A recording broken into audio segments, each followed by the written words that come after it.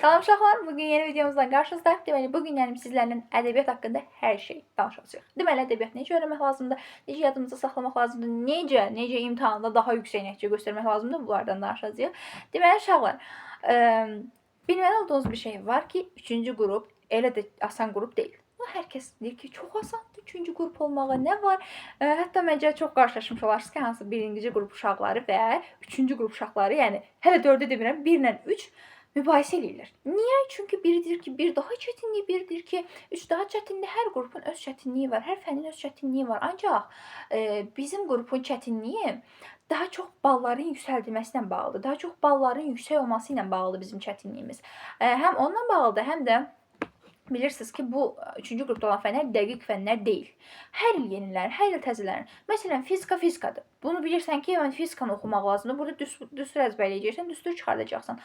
Ancaq tarixdir, ədəbiyyatdır, Azərbaycan dili. Ən az yəni tarixin özü demək olar hər ildə o analiz sevin kitabını oxumuş olarsınız. Hər il o kitab dəyişir. Hər il təzəsi çıxır. Yəni tarix necə dəyişirlər əslində belə baxanda, ancaq tarix hər il dəyişir. Ona görə də bizim qrup biraz daha çətin fən sayılır. 1-ci qruplar bunu qəbul etməsə də bu belədir.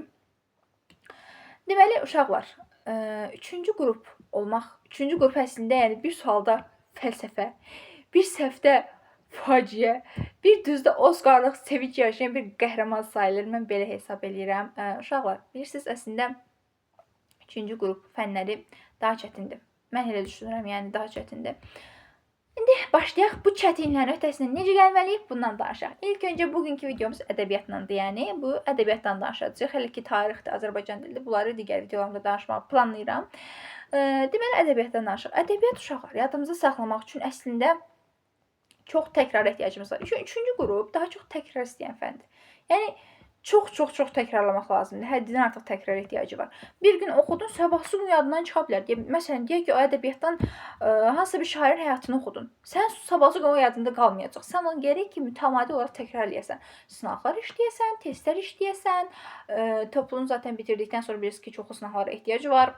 Mən elə uşaqlar görmüşəm ki, məsələn, tutaq ki, ədəbiyyatdan mövzunu qutardılar. Toplunu da işlədilər, kitab bağladılar, kifayətləndilər. Xeyr, çox yanlış hərəkət elədiyiniz. Çünki hədəfi olan uşaq 400 plus, 500 plus, 600 plus, hansı ki artıq 3-cü qrup ən azından 500 plus bal istəyir. Əgər belə hədəfiniz varsa, toplu qətiyyən kifayət deyil. Yəni ən azından siz MHM-dir, RM-dir və yaxud da sınaq kitablardır. Bunlardan işləməlisiniz ki, siz özünüzü təkmilləşdirəsiniz. Yəni 3-cü qrupun təkrar ehtiyacı var, təkrar eləmək lazımdır. Ona görə də sadəcə topludan kifayətlənməliyik. Mən buraxılış fənləri videolarında məsələn demişdim ki, sadəcə toplu kifayətdir. Ancaq blok fənlərinə bu qətiyyən aid deyil. Blok fənlərində toplu ilə kifayətlənəsi olsanız, elə siz ancaq buraxılış nəticəsindən ortada qala bilərsiniz. Ona görə də çoxlu yəni vəsaitlər işləmək lazımdır. Məsələn, Telegram kanalları var, hansı ki girirsiniz, orada görürsünüz ki, nə qədər testlər var. Oturursunuz, o testlərdən birini açın, işləyin. Çox yəni heç kimin ən az 15 suallıq bir sınağı işləyəməyəcək qədər boş vaxtı olmaya bilməz də. Yəni kim deyək ki, yox, mənim vaxtım yoxdur. Çox boş söhbətdir. Necə yəni vaxtınız yoxdur? Sizin ən azından bir yarım saat vaxtınız yoxdur ki, siz yəni 15 dənə suallıq maksimum nə qədər tutar ki? Deyək ki, yarım saatda və yaxud da olsun 1 saatlıq. Yəni bu qədər tuta bilər də maksimum. Sınaqlar işləyin, təkrarlar eləyin. Bilmədiyiniz sualı tez açın, baxın. Yəni 3-cü qrup təkrar istəyən fəndir. Burada xüsusi ümumiyyətcə tövsiyə və yaxud da ki, hər hansısa məsləhətə ehtiyac yoxdur. Əgər siz necə deyirlər, öyrənmək istəyirsə təkrar eləyəcəksiniz. Bir də uşaqlar, deyək ki, məsələn, ədəbiyyat kitabı, məsələn, mən Güvəndən oxuyuram. Çox da sevirəm, yəni o kitabı çox yaxşı vəsaitdir. Dərslikdən də oxuya bilərsiniz. Yəni əsasən əslində dərslikdən oxunmalıdır. Sadəcə biz mən keçən hazırlığa gedəndə bu kitabı aldığımız üçün artıq bununla davam edirəm. Deməli uşaqlar, oxudunuz deyək ki, məsələn, əsərlərdir. Əsərlər oxuyanda çox diqqət eləyin. Həddindən artıq çox diqqət eləyin. Məsələn, hansı sözü, hansı obraz dedi. O sözü dediniz, məsələn, təkrarladınız ki, filan şey, Qanpolat məsələn bu sözü dedi. Siz həmin o cümləni 2-3 dəfə təkrarlayın. Çünki ədəbiyyatda insanlar elə, yəni abituriyentlər elə yerdən vururlar ki, məsələn, deyir bu obraz hansı söz demişdi. Sən necə tapasan, onu necə yadında salasan? Əsasən də hələ bir imtahan o həyəcanı ilə, imtahan o telaşı ilə onu yada salmaq çətindir. Ona görə nə etmək lazımdır? Çox diqqətlə oxumaq lazımdır. Deməli, oxudunuz məsələn əsərləri, başlayın onu sanki birinə danışırmış kimi danışmağa. Məsələn, nağıl eləyin, yəni sanki əsərləri birisinə nağıl eləyirsiniz. Orada qaçırdığınız məqamlar da ola bilər. Gedin, yəni təzədən baxın. Yenə özünüzlə danışmağa başlayın və ya kiməsə danışmağa başlayın. Sonra nəzəriyyə hissəsidir. Bir də nə idi o? yaradıcılıqlar. Yəni şairlərin yaradıcılıqları, sənətkarların yaradıcılıqları. Bunları uşaqlar oxudunuzmu? Özünüz üçün bir konspekt çıxardın. Bu konspekti, yəni məsələn, balaca kiçik vərəqlər olur da bilirsiniz yapışqan. Buna məsələn yaza bilərsiniz. Hansısa bir şeir deyək. Bu şeir neçənci ildə yazıldı, qabağına yazırsınız. Bunları yazırsınız, yapışdırırsınız gözünüzün görə biləcəyi bir yerə. Gözünüzün görə biləcəyi bir yerə yapışdırdıqdan sonra başlayırsınız məsələn hər gün tutaq ki, öz utanızı girmirsiniz. Öz utanızı girdikdə anidən gözünüz divara baxsın. Divara baxın. O, yəni divara yapışdırmısınızsa əgər, divara baxın. Yapışdırdığınız məsələn o kağız yoxdur, konspekt var. Başlayın onu oxumağa. Hər gün bunu təkrarlasanız, hər gün bunu oxuyası olsanız, sizin imtahana qədər bütün, yəni demək olar ki, yaradıcılıqları əzbərləyəcəksiniz. Hər gün onu oxuyun, bir-bir təkrarlayın. Oxuyun, bir-bir təkrarlayın. Yəni ancaq əzbər birazcıq yəni əzbər tiplidir ədəbiyyat, yəni biraz əzbərləməyə ehtiyacı var. Çünki yəni yaradıcılığı məsələn kimsə deyir ki, anlamaq lazım. Yaradıcılığı nəyin anlayasan? Yaradıb da, yəni bir şey ki, bunu yazıb, bunu da qabağına filan ildə yazıb. Sən bunu ancaq əzbərləyə bilərsən. Yəni bunu öyrənmək, anlamaq, başa düşmək, başa düşməyə ehtiyac var. Sadəcə sən ilin nəyini başa düşəcəksən? Sadəcə bunu əzbərləmək lazımdır. Əsərlər də elə həmçinin çoxlu oxumağa ehtiyac var. Məsələn, bir dəfə deyək ki, vəsaiti qurtardınız. Elə güvən vəsaitindən tutaq ki, danışaq. Güvən vəsaitini bitirdiniz. Tərtəmiz toplumda işlədiniz üstəlik. Siz başlayırsınız nə etməyə? Yenidən açırsınız kitabı. Yenidən ilk mövzudan başlayırsınız oxumağa, təkrarlamağa yenidən. Yəni ədəbiyyatın nə qədər oxusan, o qədər yaxşı yadında qalar.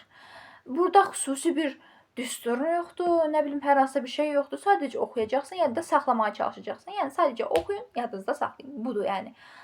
Düsturumuz budur. Oxu, yadında saxla. Toplum bildi ki, toplu işləmək lazımdır. Yəni MHM işləmək lazımdır. MHM lazımdır, məcburdur demirəm. Sadəcə MHM çox yəni faydalı bir kitabdır. Çünki içərisində daha çox insanı düşündürən biraz çətin tipli deyək testlər var. Yəni ona görə tövsiyə edirəm ki, həmin o kitabı işləyəsiniz. ERM-dən işləmək lazımdır. Yəni işləmək olar. Elə güvən özündə vəsaiti var, oradan da işləyə bilərsiniz. Belə. Yəni konspekt çıxardacaqsınız, çox diqqətli oxuyacaqsınız, əzbərləməyə çalışacaqsınız. Sadəcə budur. Yəni fərqli bir şeyə ehtiyac yoxdur burada. Yəni 3-cü qrupsunuzsa əgər, demək ki, sizin əzbəriniz yaxşıdır. Yəni 3-cü qrupların əksəriyyətinin əzbəri yaxşı olur. Yaxşı olmasa da elə bu 3-cü qrup abituriyentlik illərində bunu yaxşılaşdırırlar. Belə. Ona görə də uşaqlar, mənim sizə məsləhətim bu qədər. Yəni bundan çünki o tərəfə məsləhət yoxdur və fərqli bir şey etməyə ehtiyac yoxdur. Bilirsiniz ki, siz bacararsınız. Ədəbiyyat da sadəcə bunu oxuyacaqsınız, əzbərləyəcəksiniz. Yəni bu çox rahat bir şeydir. Qarşınıza məqsəd qoyun ki, mən bu gündən buranı oxuyacağam, mənimsəyəcəm. Bunu məqsəd qoyduqdan sonra artıq yəni bunu reallaşdırmaq çox rahat bir necə deyirlər? Rahat nə deyim? Rahat işə çevirir, rahat işə çevirir. Danışa da bilmirəm. Nəysə uşaqlar, bugünkü məsləhətlərim bu qədər. Gedin oxuyun, çox təkrarlar eləyin, həddindən artıq təkrarlar eləyin. Telegram kanalları var. Məsələn, Aydan Nazimdən öyrən. Ora hər gün bir test atırlar, sınav atırlar, konspekt özünü belə atırlar. Ora girin, yəni həmin o kanallara daxil olursunuz, testlərdən işləyin, arada sınaqlar falan atırlar, işləyin. Ümumiyyətcə, əlinizə nə keçsə, 3-cü qrup şagirdi, əlinə nə keçsə hamısını işləməlidir. Nə test keçdi, hamısını işləməlidir. Yəni başqa fənlərdən söhbət getmirəm. Sadəcə ədəbiyyat testləri, 3-cü qrup fənlərinin testlərini işləməlisiniz. Belə uşaqlar. Hələ ki, diqqətinizi buraxılış imtahanına verin. Çünki ilk öncə buraxılışdır. Yəni demirəm ki, mən bloku heç oxumayın. Təbii ki də bloku oxuyacaqsınız. Çünki ondan sonra onu necə bərpa eləyəsiniz? Bloku da oxuyun, ancaq ki, buraxılış fənlərinə daha çox önəm verin. Buraxılış fənlərinin təkrarına daha çox önəm verin ki, buraxılışdan sonra onsuz da sizin kifayət qədər vaxtınız qalacaq ki, siz blok imtahanına hazırlaşasınız. Yəni əgər öz disiplininizi düzgün qursanız, doğru qursanız, əlbəttə ki, sizin vaxtınız qalacaq. Bu qədər uşaqlar. Sağ olun, özünüzə yaxşı baxın. Hər şey enerjili və pozitiv qalın.